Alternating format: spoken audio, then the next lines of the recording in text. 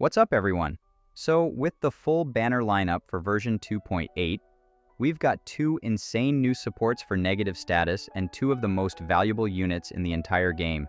Yeah, this patch is absolutely stacked. So today, we're breaking down which characters are actually worth your pulls, how they fit into the future meta, and who gives the most long-term value for your account.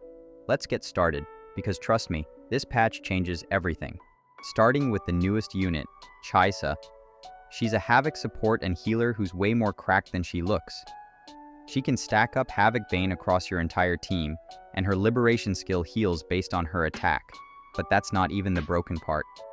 Her outro gives 18% defense reduction, and increases the max stacks of negative status and Electro Rage enemies can take by 3 for a full 15 seconds.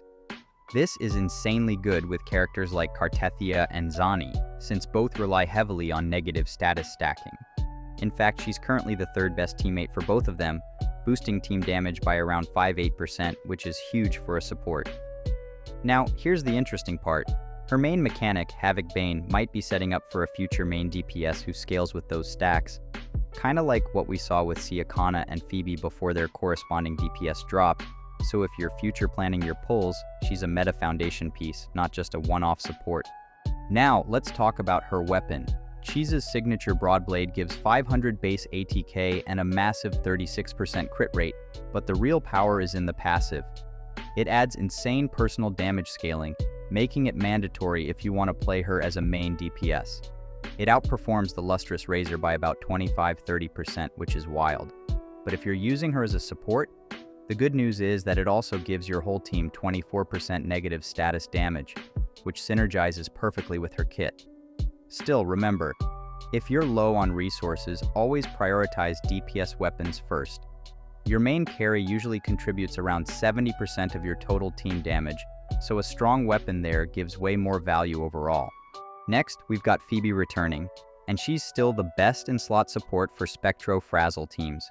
If you have Zanny, Phoebe is literally a must-pull. She can buff your total team output by up to 40%, which is just absurd. Without Zanny, she's still decent. She can even be played as an on-field carry, kinda like Siakana, but that's not where her value really shines right now. So, for anyone building Spectro Frazzle or planning to get Zanny later, she's an easy pickup. For everyone else, it's safe to skip for now. Moving on to Phase 2, things get even crazier. We've got Froolova and Canerella, both Havoc characters, which means we're getting 3 premium Havoc units in one patch. Let's start with Froolova, and honestly, she's still the most valuable character in the entire game. After new releases like Galbrena and Qiu Yuan, her flexibility and synergy went through the roof.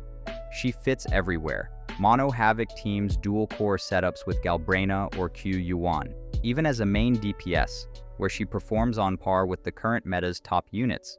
She's part of multiple top 5 teams, and her outro buffs make her incredible alongside characters like Augusta, enabling some of the strongest dual DPS setups in the game. If you're new or want a future-proof investment, Froolova is a must-pull. Now, her signature weapon? Yeah, it's busted. It outperforms standard weapons by 35-40%, and because Froolova contributes up to 75% of total team damage, it's actually worth pulling her weapon too. That's rare for a support off-field DPS, but she's just built different. Now let's talk Cantarella. The most stylish, but also the trickiest one here. She's a hybrid healer support who shines in Mono Havoc setups and teams with Jinshi, Carlotta, or Phrolova. Her outro buffs make her perfect for those units, and she adds decent healing and personal DPS on top. The issue? With so many supports dropping back-to-back, her value depends entirely on your team box.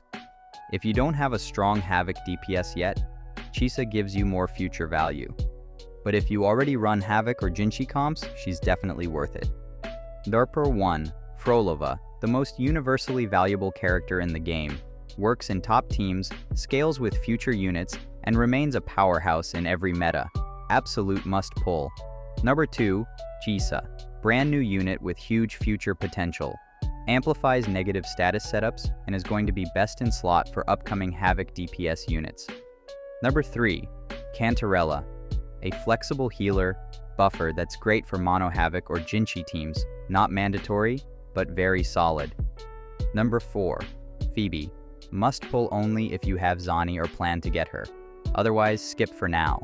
So yeah, version 2.8 is shaping up to be one of the most value-packed updates we've ever had, with banners that honestly feel like 5-star traps because they're all that good.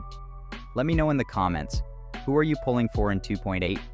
Are you Team Froolova, Team Chisa, or saving for future Havoc DPS? If you enjoyed this breakdown, don't forget to like, subscribe, and hit the bell for daily Wuthering Waves updates, right here on the channel. This is Kashiro Gaming, and I'll see you in the next one. Peace.